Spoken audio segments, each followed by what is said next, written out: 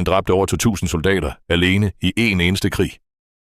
Da slaget var over, lå han på bakken og ventede på døden. En mand verden havde glemt.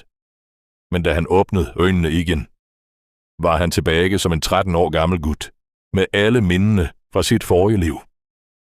Dengang stjal onklen arven hans, solgte ham til legemorder og sendte ham ind i en krig, som tog livet hans. Denne gang skulle alt blive anderledes. Det første han gjorde, var at rive arvepapirerne i stykker ret foran onklen.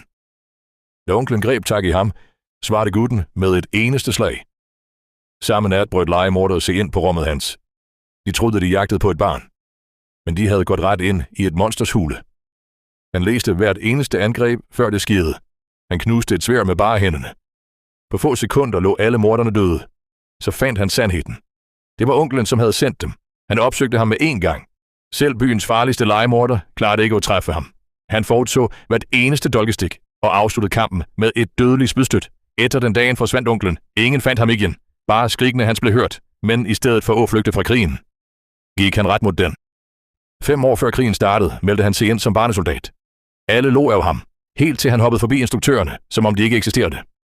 Og da en gigantisk soldat udfordrede ham, slog han ham i bakken med et eneste slag.